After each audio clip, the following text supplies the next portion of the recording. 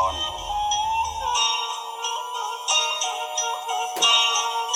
Wah bade midangkeun deui palawargi carita jurig dugul anu kantos kalangkung dinten kamari. Ayeuna urang majeng ka jurig dugul teh palawargi anu ka-27 pangintennya.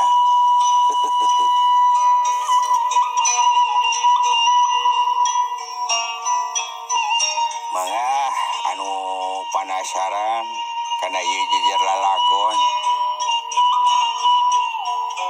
urang kaparayun sadayana uang ngahaturkeun nuhun kanu atos ngale sareng subscribe. Mudah-mudahan baraya urang ku ayana ieu pustaka dongeng waoton teh cing tiasa nyangreudkeun tali silaturahmi anu langkung pageuh palawargi. Mangga meh teu nyangkolong ting kana waktos ieu teh. Kaparayun sadayana.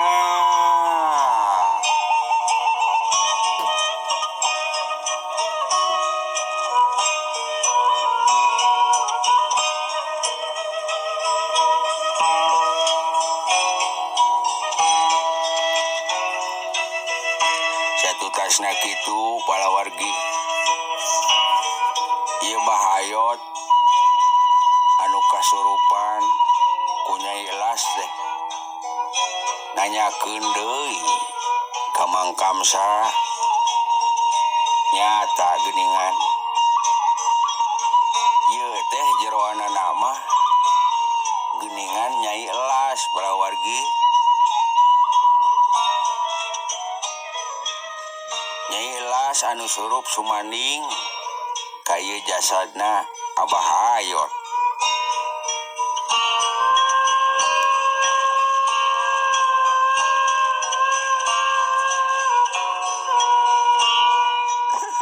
Apa pohon mah Nyai teh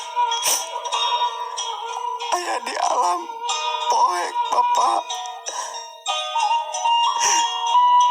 Malahan mah Nyai teh yang disampurnakeun Bapak. Kitu palawargi cek Nyai Elas. Sidik nyatana jiwana mah masih keneh kumalayang palawargi. Nyata-nyata dina waktu harita beunang ejeung hiji masalah anu tumibakana hirupna palawargi.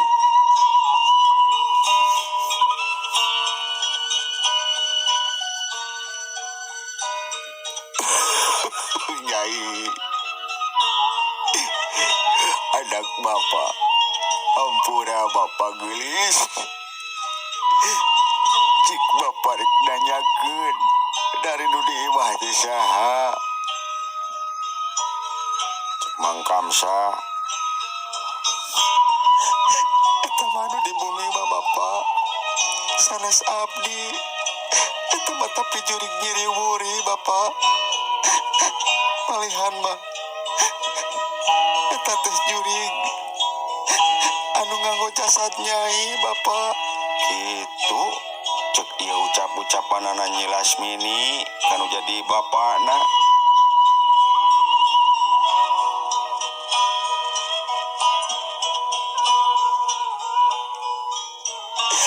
Malahan mah Bapak abdi teh ningali kayaan Kang Wira entos teu aya mastakaan. Ampun. Kitu cek Nyai Elas ngaguk-guk ka Mang Kamsa. Atuh nu aya di dinya teh kabehanana oge ngaharuleng palawargi. Manyangkana nu aya di dinya kabeh Nyi Elas teh hirup keneh. Pedah sok kaciri ari waktu-waktu yang harapan maghrib nyilas sok ngadadak keluar kadang sok meuli opieun atanapi jajanan anu nyebutkeunana mah keur bakal engke peuting balawargi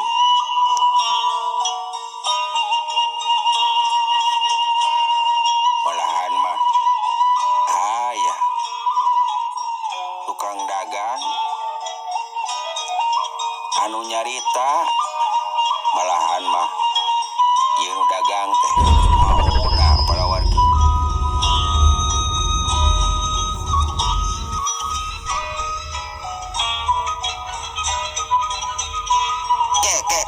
kekeh heula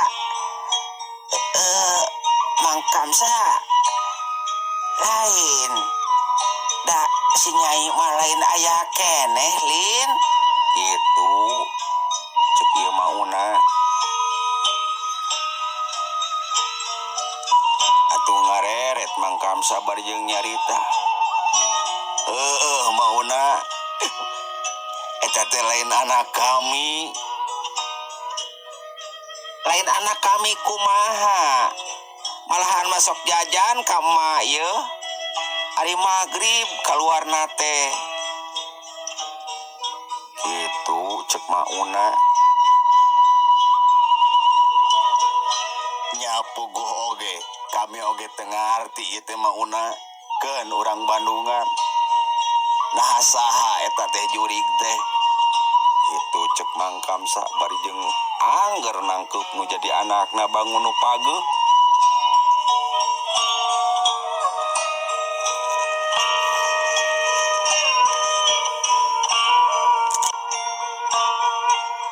satutasna kitu palawargi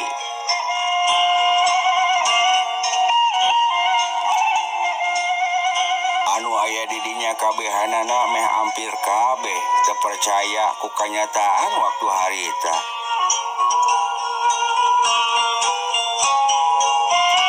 cag urang tunda dihandeuleum sieum paranti nyokot ningalkeun ieu carita palawargi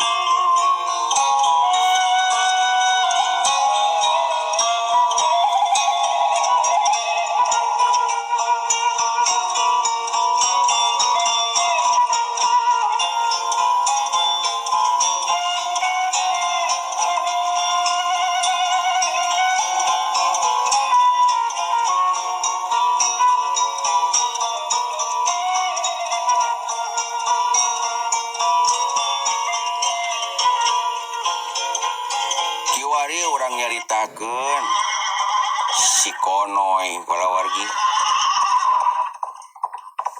si Konoy dikawal ku dua punggawa anu memang benar waktu harita teh karek balik ka lawang selape tangkep palawargi nyata lawang selape tangkep teh hiji lawang gaib antara lawang jalma atanapi alam jalma jeung alam kajinan balawargi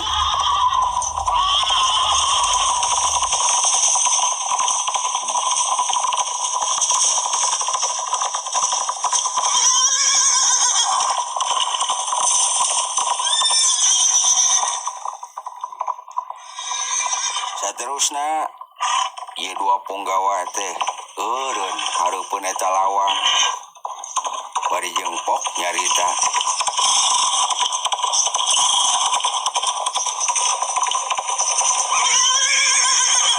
heula Raden Konoy eureun heula Raden Konoy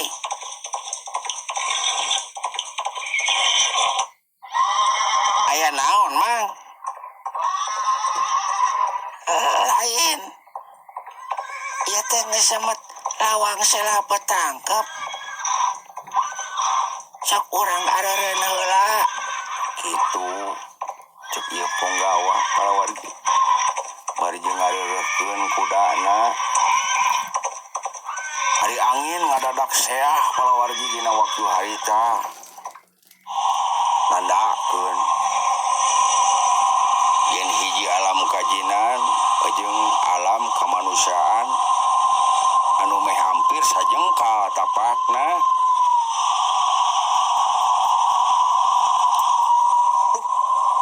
Nah paman, ieu teh jeung angin ngagelebug kieu. Kitu cek si Konoy. Teh heula Raden Onoy. Urang reureuh heula di dieu.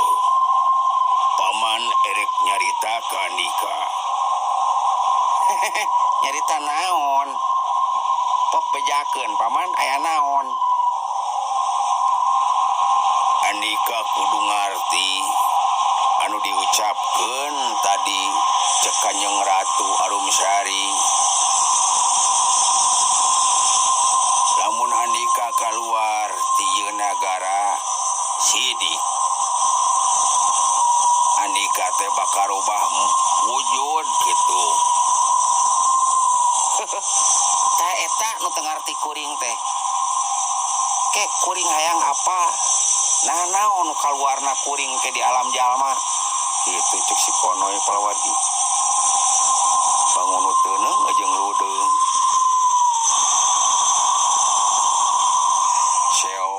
Seok angin. Ade babakan adang daunan.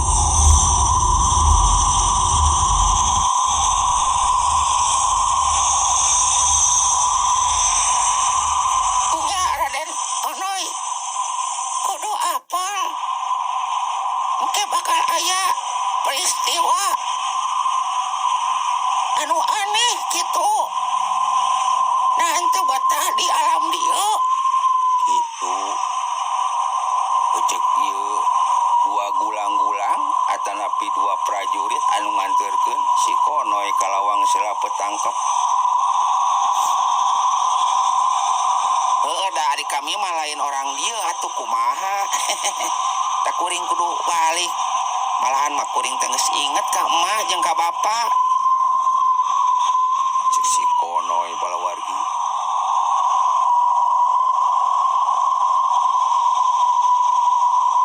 Satu tasna kitu ieu dua gulang-gulang atanapi prajurit kasebutkeun Ponggawa. Nyarita ka si Konoy.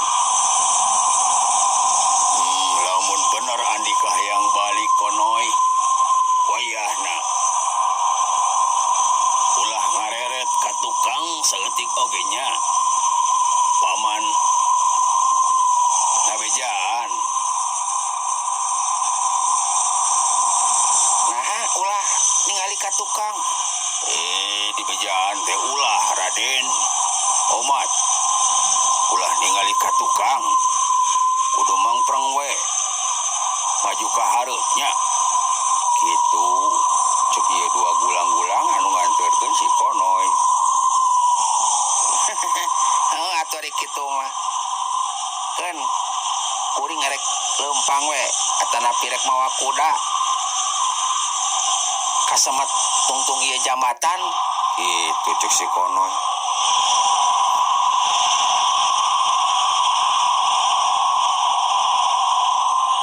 Ampun Raden Onoy. Kuda moal bisa dibawa ke alam jalma. Wayahna tinggalkeun di dieu. Oh, kitunya. Bener. Bener. Engke lamun kaluar teh di negara kami ieu kuda mau jadi kuda. Ting jadi tutut, ting jadi keong. Gitu. Cek ieu gulang-gulang anu hiji deui palawargi. Atuh ah. Kopoe tah kuda teh. Geus kieu kumaha tah paman? Sok ayeuna mah Andika kudu nuturkeun caritaan paman.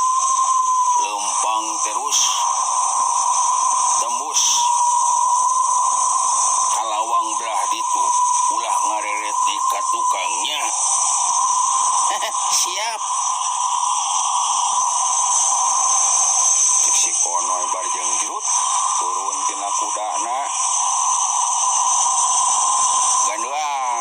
konoy lempang dina eta jambatan palawargi.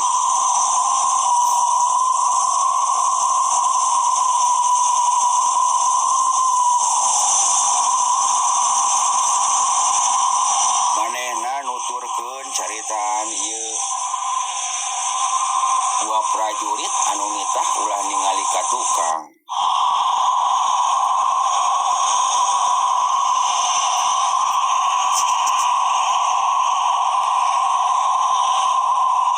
Ari angin beuki seah palawargi. Kaayaan poek tur angkeup. Anu tadina caan makbrak tur cahayaan. Kiwari jadi teka ciri curug-curug acan.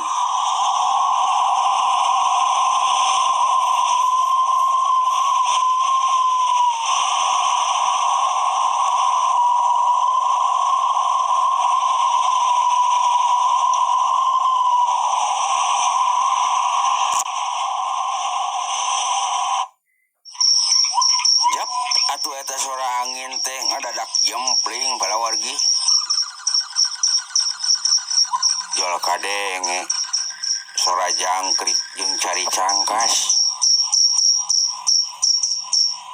Teu wudu si konoy rada curinghat ningali kanyataan peuting dina waktu harita.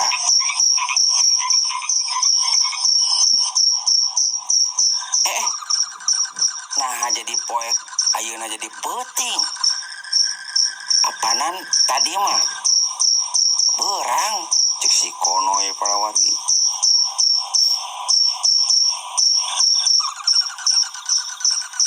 Teu wudu si konoy teu apa jalan da sidik kaayaan peuting bari jeung kukucuprakan dina cai wahangan palawargi.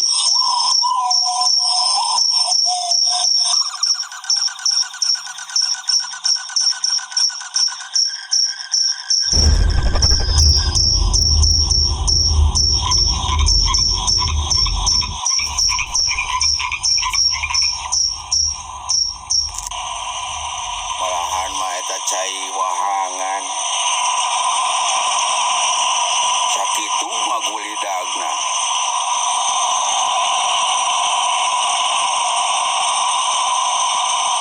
Gek giuk si konoy dina batu palawargi bari jeung neuteuk kana kaayaan cai. Tungah ring manehanana teu apal ka jalan balik palawargi. Kek ari ieu teh di mana nya? Beuh, nah bet aya di walungan. Jeung ka mana ieu kuring kudu balik duh, Ma, Bapak.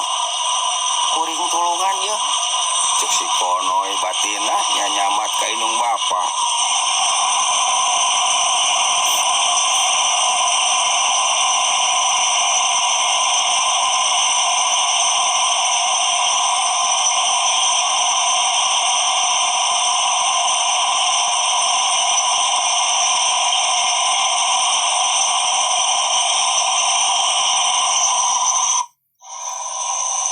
Kakocap palawargi geuningan.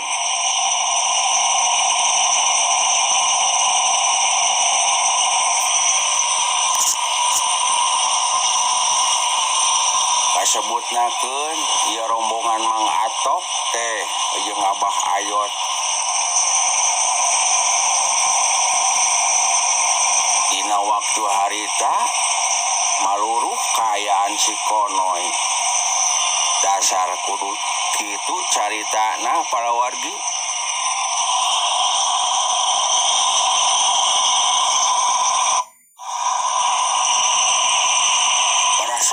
Barasat aya batre bari jeung recok nu ngarobrol. Jeung ngarobrol nu nyarita palawargi.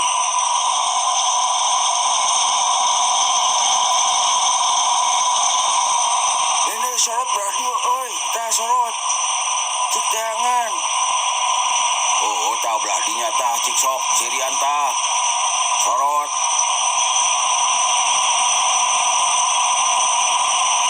Itu badan tuh. sia teh Dinet itu tuh mengababagul mana cik kurang sorot jurig sia mah lain jelema kaplok naon sama kita mah kabawa palit beureun cek saurangna deui lain ari bahayot belah mana neanganana itu belah itu tuh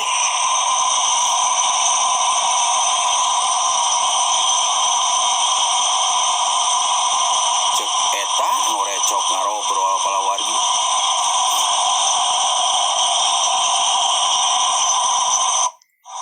telilah kayaanana beuki rame nu ngarobrol teh malahan mah si konoy curingan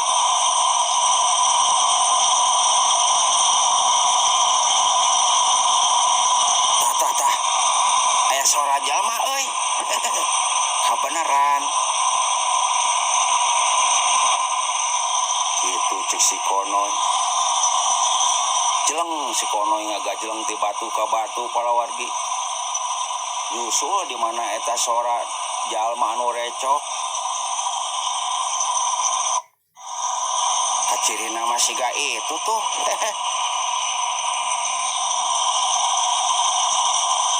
bari jeung ngadeuketan palawargi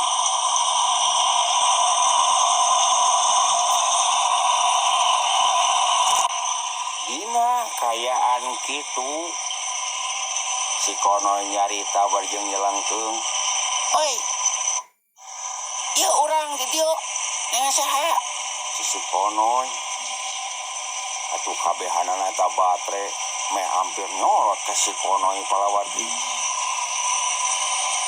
ana bre kabehanana teh sidik ngajorowok anjir siluman oi hai eta naon eta kabehanana nyebutkeun siluman ka si konoy tapi si konoy teh sadar palawargi manehanana ngareretan kana awakna kana dirina malahan mamanehanana karek sadar yen dirina teh buluan rambos-bos palawargi atuh rada ngahulang si konoy nah jadi buluan urang gitu cek hatena si konoy palawargi jelilah ieu rombongan Abah Atok norojo da kadenge aya nu geuruh kalebah dinya palawargi kok nyarita Abah Atok Bah Ayot jeung Mang Atok palawargi nyarita naon ye naon abah sekali aya siluman mana siluman itu abah itu disorot itu bata itu ku kabehan kurang cacang gue udah itu joli cacang itu abah urang deketan jang Atok rek ngilu ayo naon ieu penasaran hayang ningali itu cuk Mang Atok palawargi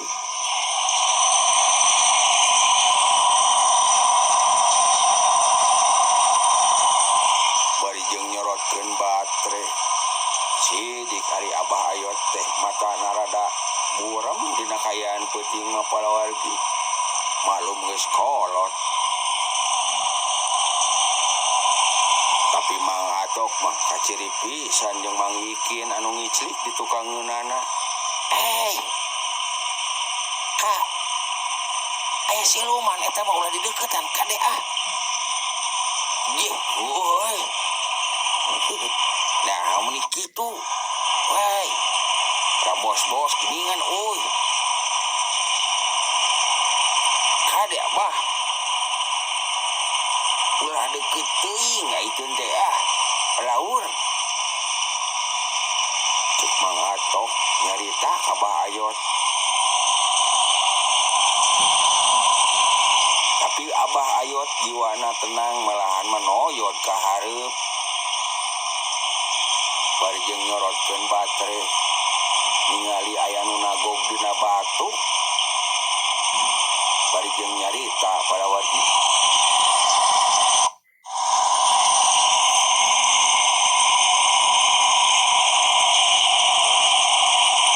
Keke. Urang rek nanya ka ilaing jang. Iraha maneh mulang ti alam kajinan teh jang. Itu cek Bahayot bangunan nu apal. Saterusna isi konon nyarita. Iya Abah. Lain. Nah kakuring bet nyebutkeun siluman. Emang aya salah naon dina awak kuring, Bah? Si konoy nanya ka Bahayot. Jodoh teuing jalo. Keun baik jeung sabar. Jang atok, adieu sakedeung, lain caricing didinya. Ieu anak Cilaing. Cek Abah Atok, Abah Ayot nunjuk ka ieu makhluk anu sakitu gedena palawargi.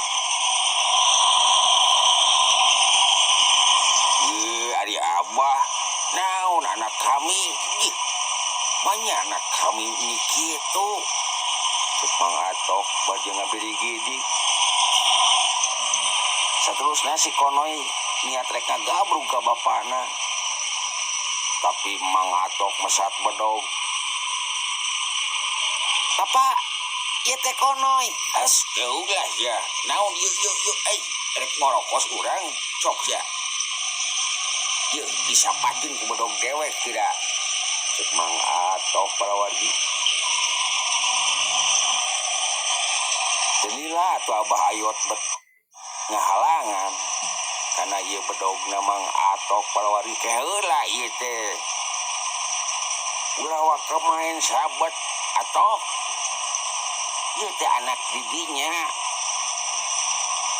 Ngan sidik ieu budak teh keur nganjang ka alam siluman. Matak baliknya juga kieu ke urang ngobrol yuk ka bale-bale deui.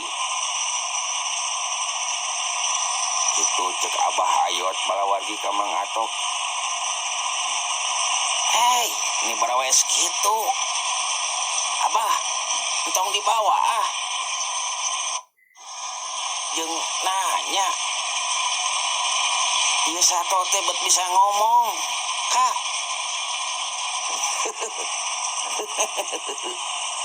Nya euy. Nah, buat bisa ngomong. Cek Mang Atok bangun ulang-ulang palawargi.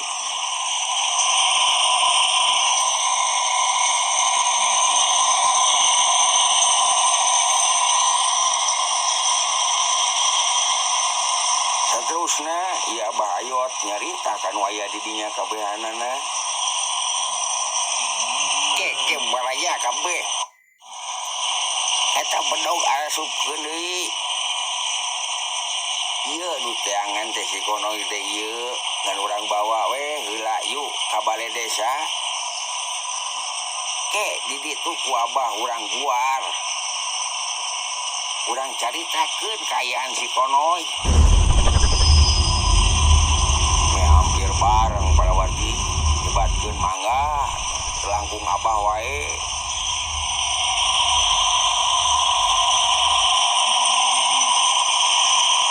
Kocap palawargi si konoy digiringkeun ku salarea ka balai desa.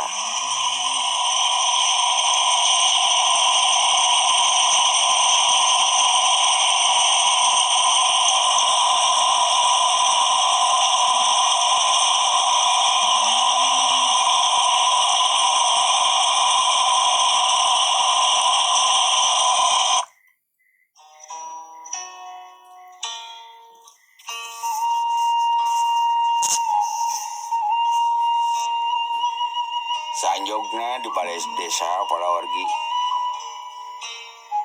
Ieu makhluk teh nyempot deket Abah Atok kusabab dirina ngarasakeun aneh cek batin si Konoy. Nah awak kuring jadi kieu nya. Pantes bapak kuring henteu apal ka kuring cek si Konoy. Saterusna ieu Abah Ayot muka carita.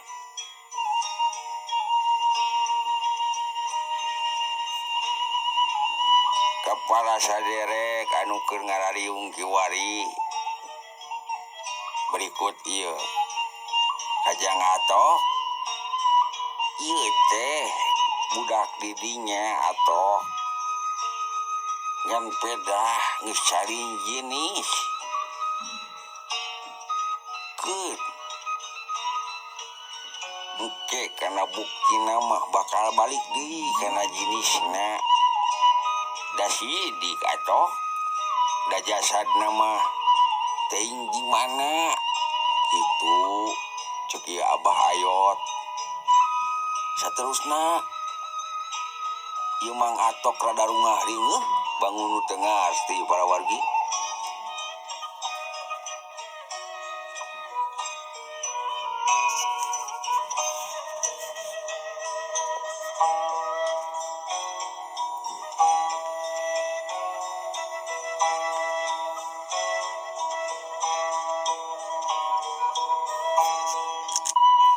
Ke Abah kuring teh teu ngarti eta saeutik gedena ge. Make jeung budak kami geus sidik eta mah siluman Abah. Manya ari budak kami bet buruan kitu, be abe si Konoy manya kasep. Kumaha we bapana? Cek Mang Atok para wargi. Saterusna ieu Abah Ayot urang naon nyarita deui. Urang kasebut bapana ieu Atok kudu bisa tumarima ke urang tanya geranya da sidik ieu teh si Konoy. Jang pek ngomong balaka. Nah saha ari hidup teh Abah, apanan ieu teh Konoy bah? Piraku tak apal. Eta bapak deh, kaos lain ka anak. Maikin, wawuh ka kuring. Kitu cek si Konoy para wargi.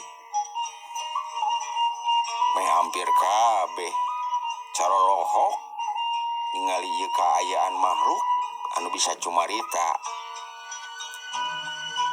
Sidik ieu makhluk teh disidik-sidik mah para wargi bentukna teh siga sero. Ngan sero teh ieu mah sagede jelema. Malahan mah ieu teh sero teh bisa ngobrol para wargi. Malahan mah Atok ngahulang ari bentuk-bentuk sero, ari kaayaan bisa ngomong kawas jalma, malahan sorana mirip si Konoy.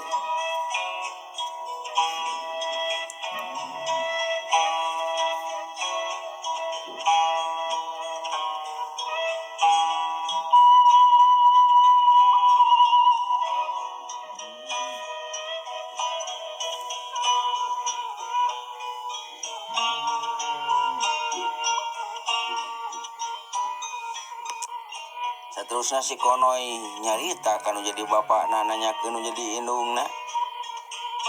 Pak, ari emak kumaha cager? Lain Konoy mah mending geus hayang balik ka imah Pak. Geus capek Konoy mah geus kanjang.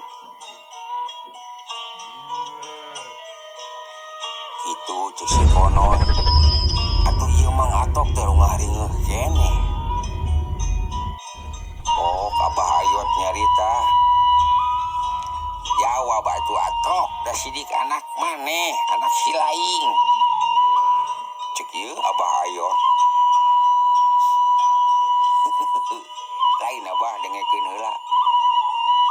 Kuring teh asa ngimpi teh. Maknya ieu sero anu sagede kieu teh bisa ngomong gitu. Kuring oge ieu ngarasakeun reuas. Nah heueuy teh si konoy. Yuh, tek gue tanya kuwi laing. Atok itu cek abah ayot. Kela memeh didinya ngaku bapak jeung indung. Nah si laing teh si konoy. Cik lamun bener ieu mah nya saha indung didinya.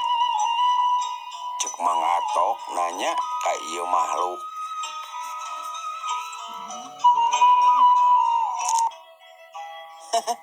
Nari bapak nyabi morsih atuh indung kami mah. Ieu teh konoy bapak piraku poho deui. Gitu cek si konoy. Beu abeu. Nah konoy maneh teh bet jadi kieu euy. Cek Mang Atok karek sadar.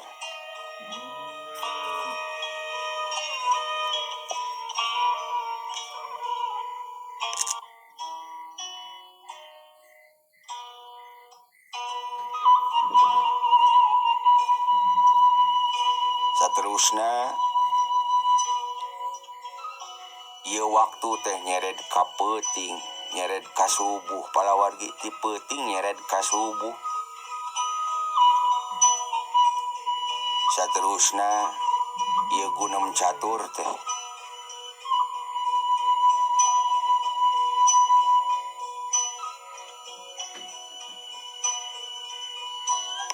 Gunem catur anu parat sampekeun ka subuh palawargi. Saterusna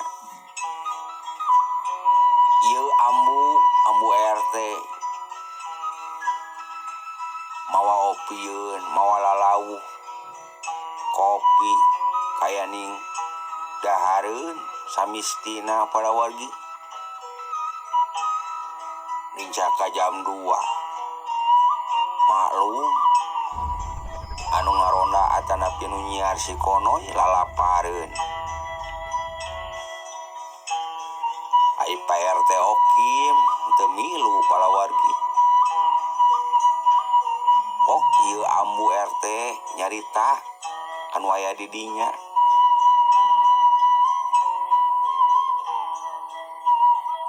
Abah, ieu kopi jeung lalauhna ngan hampura. Pak RT mah teu bisa datang. Rada paranas tiris cenah. Gitu cek ieu ambu RT. Eta naon? Aw, ade ngegel abah eta ah. Gitu malahan mabar jeung naon? Ngagibegeun babawaan anak atuh eta babawaan teh tamplop pawargi. Amba ya bah kana golodog.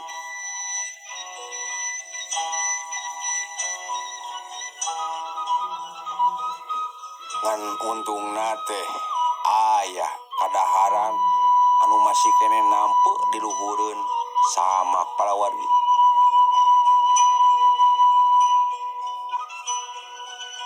Yeuh gela nyai ulah wakareuwas. Ieu teh si konoy malahan mah keur dibadamikeun ku kabehan di dieu. Keur diobrolkeun hiji peristiwa bagi diri manehanana kitu. Malahan masih konoy ngaguar kayaan manehanana di alam jin kitu nyai. Ai maknya abah. Nah mun sagede kitu eta mah sero abah. Kade bisa ngegel. Moal atuh ambu ambu RT moal gitu cek Abah Ayot. Kumaha ambu damang dengan Abah bisa ngomong gitu cek amu bari jeung ngajauhan di eta tempat.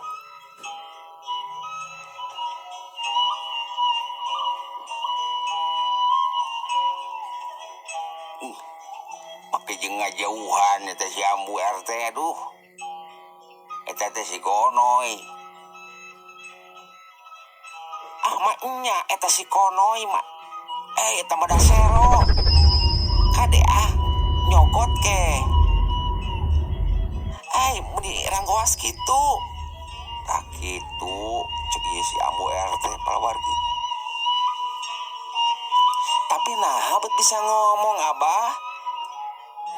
Matakan ge ieu teh si Konoy. Sok cicing di dieu ambu ari mawa kabalik mah. Ke bareng jeung si Samin. Gitu cek ieu Abah Ayot.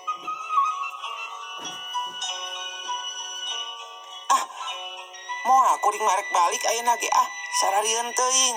Samin anterkeun kami. Gitu cek ieu ambu RT. Saterusna ieu ambu RT dianterkeun ku Mang Samin. Ini balik. Waduh, hati leutikna mah sieun ningali makhluk nu sagede kitu palawargi.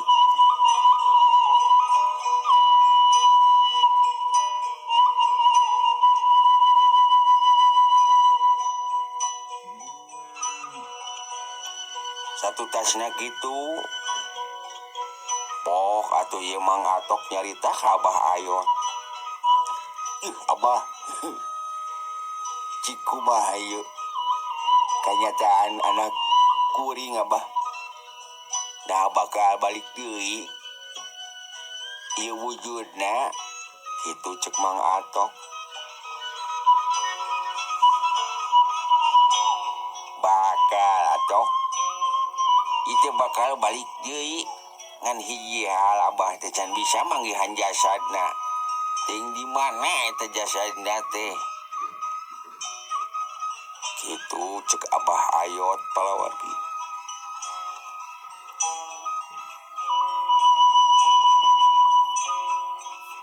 Kusiwal harita Abah Ayot.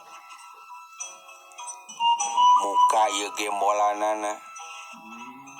Sidik.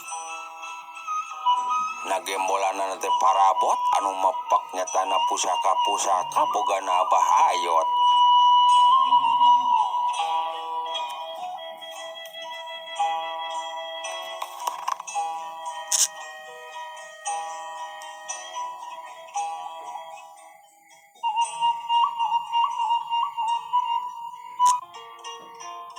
Dina kayaan kitu palawargi. Ya Abah Ayot nyokot hiji pusaka ditapelkeun dina kok brut na palawargi.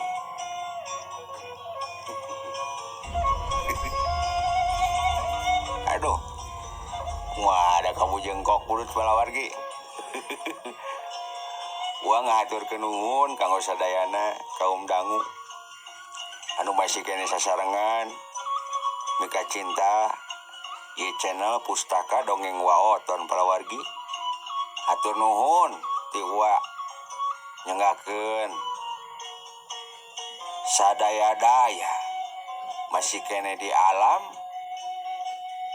belajar. Apuntennya ti gua semedaya kalepatan mobil aya ucapan wa anu kirang merenah hapunten.